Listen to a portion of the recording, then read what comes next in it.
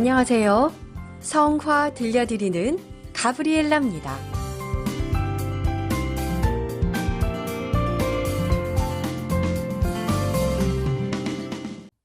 오늘은 성 암브로시오 주교학자 기념일입니다. 암브로시오는 아우구스티노, 예로니모, 그레고리오 성인과 함께 서방교회의 위대한 4명의 교부라고 칭송받고 있습니다. 그런데 12월 7일은 암브로시오 성인의 선종일이 아니라 주교 수품일입니다. 참고로 성인의 선종일은 397년 4월 4일입니다. 성인들은 보통 천상탄의를 주길로 하는데요. 암브로시오 성인은 다릅니다. 그 이유를 말씀드릴게요. 암브로시오 성인은 갈리아, 현재 프랑스입니다. 갈리아의 지방장관으로 재직한 아우렐리우스의 아들로 트리어에서 태어났습니다.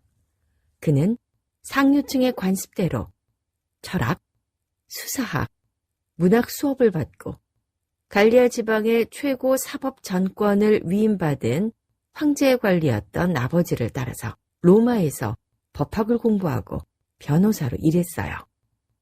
이렇듯 처음에는 성직자가 될 생각이 전혀 없었습니다. 그런데 370년쯤 밀라노에 황제 파견 행정관으로 가게 되면서 삶이 바뀌었어요. 당시 교회는 아리우스파와 니체아파로 나뉘어 다투고 있었는데요. 마침 아리우스파였던 밀라노의 주교가 죽으면서 주교 선거를 둘러싸고 대립과 혼란으로 어수선했습니다. 공공질서를 수습해야 할 책임을 갖고 있던 황제 파견 행정관 암브로시오가 논쟁을 중지하기 위해서 대성당에 갔을 때 한 아이가 갑자기 소리를 높였습니다. 암브로시오 주교라고 외치기 시작했어요. 모든 사람이 아이를 따라서 암브로시오를 주교로 삼아야 한다고 나섰습니다. 그들이 보기에 교회 분열을 막고 놀랍고 믿을 수 없는 일치를 이루는데 암브로시오 성인이 적격이라는 판단이 들었던 것 같아요. 모든 사람이 암브로시오 성인을 주교로 삼아야 한다고 나섰을 때 성인은 주교직을 맡는데 주저했습니다. 본인은 주교직을 열망하지도 않았을 뿐만 아니라 정부관리로서 사목적, 신학적 경험도 없었고요. 무엇보다도 당시 관습처럼 아직 세례도 받지 않은 상태였기 때문입니다. 하지만 하느님의 뜻을 피해갈 수 있을까요? 결국 암브로시오 성인은 황제 발렌티니아노 1세의 승인 아래 밀라노 교회 공동체의 뜻을 받아들여 세례도 받고 374년 정식으로 주교로 서임됐습니다. 바로 그날이 12월 7일이었습니다. 암브로시오 성인은 주교가 된 후 당신께서 쓰신 성직론에서 이렇게 고백을 하세요. 학생도 되기 전에 스승이 되었구나. 배워야 할 내가 가르치게 되었구나. 라고요. 암브로시오 성인은 열심히 성경 공부에 몰두했습니다. 바쁜 사목 활동 가운데에서도 늘 성경을 읽었고요. 그 안에서 깊은 의미를 찾아 실생활에 적용할 수 있도록 강론하셨어요. 암브로시오 성인은 기도, 교리 연구, 자선 사업에 전념하는 한편 순교자들을 공경하고 신학 연구에 몰두해 위대한 신학자가 됐습니다. 암브로시오 성인은 신자들의 교리 지식을 북돋우기 위해서 노력했고 강론을 통해 빈부귀천을 가리지 않고 많은 사람들을 감화시켰습니다. 특히 아우구스티노 성인의 어머니인 모니카 성녀도 암브로시오 성인을 찾아가셨어요. 아들의 회개를 위해 지도해 줄 것을 눈물로 요청했으며 아우구스티노 성인도 그의 설교를 듣고 대화하는 사이에 회개해 뒷날 위대한 성인이 되셨죠. 성화 들려드리는 가브리엘라는 12월 성화로 시모네 마르티니가 그린 성 암브로시오의 꿈을 선택했습니다. 오늘은 먼저 작가에 대해서 알아보고 그림을 감상해 보겠습니다. 시모네 마르티니는 이탈리아 시에나 화파의 대가로 국제 고딕 양식을 태동시켰던 인물인데요. 그를 가리켜 어떤 이들은 천상의 아름다움을 정교하고 우아한 리듬으로 표현한 캔버스의 발레리나라고 표현하기도 했어요. 그의 그림에 등장하는 인물들은 한결같이 우아하고 섬세한 몸짓으로 마치 춤을 추는 듯한 착각을 불러일으킵니다. 마르티니의 미술은 이탈리아의 화려한 미술에 프랑스의 고딕 전통을 담고 있는데요. 독특한 기품과 세련미를 지녔다고 할 수 있어요. 우아한 형태, 자유롭게 이어져 흐르는 선과 무늬에 대한 관심, 인물들의 섬세한 몸짓, 고상한 분위기 등은 마르티니가 14세기 초에 일어난 국제 고딕 양식 초기의 선두주자였다는 사실을 우리에게 확인시켜 줍니다. 마르티니는 두초의 수제자였는데요. 이탈리아에서 배운 프랑스 고딕 미술의 영향을 받아 우아하고 섬세한 화풍에 두초의 공간적인 개념을 이상적으로 결합시켰어요. 이렇다 보니 마치 한 편의 드라마를 보는 듯한 착각을 불러일으킵니다. 성 암브로시오의 꿈이라는 이 그림은 아시시 성 프란치스코 대성당의 성 마르티노 경당에 그려진 벽화입니다.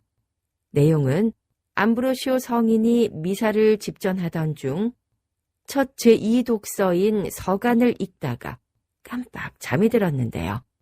어느 누구도 암브로시오 성인을 깨우지 않아서 미사가 잠시 중단됐습니다. 몇 시간이 지나서 한 사제가 성인을 깨워드렸는데요. 암브로시오 성인이 말씀하시기를 친구 마르티노 성인이 선종해 잠시 그의 장례식에 다녀왔다고 설명했다는 것입니다. 마르티노 성인과 암브로시오 성인은 같은 해인 379년 선종하셨습니다. 이제 그림을 잠시 들여다볼게요. 암브로시오 성인은 주교관을 쓰고 제의를 입고 장갑을 끼고 한 손을 턱에 괴고 있었는데요. 장배기에 예절용 망토를 입은 사제가 성인의 어깨를 살짝 흔들어 깨우고 있습니다.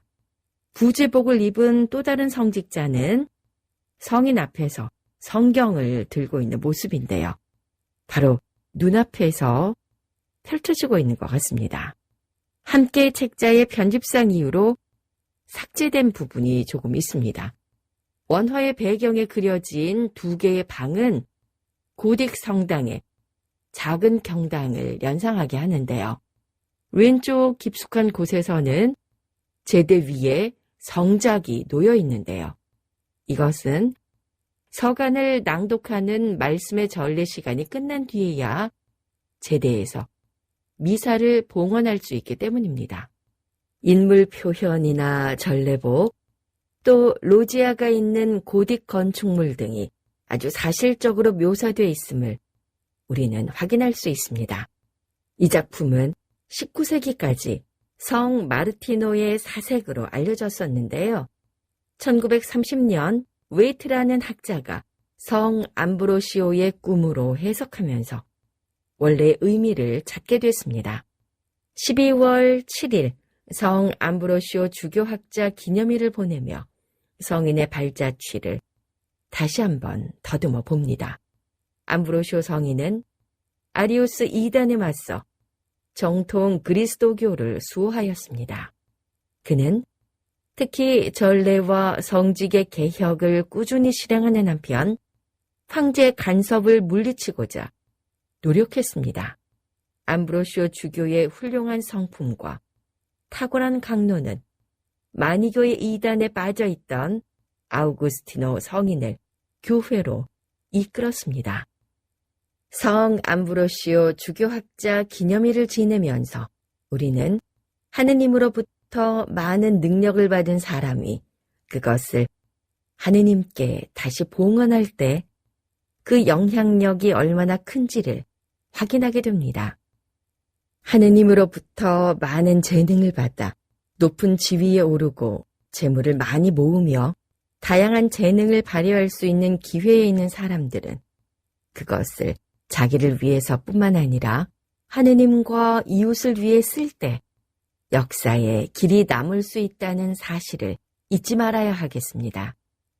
하느님께서 주신 은총은 참으로 다양하고 모두가 다릅니다. 주님 은총을 나와 가족뿐만 아니라 하느님과 이웃을 위해 봉헌할 수 있을 때 길이 빛날 열매로 남게 된다는 것을 오늘 암브로시오 주교 기념일을 지내면서 다시 한번 묵상하게 됩니다.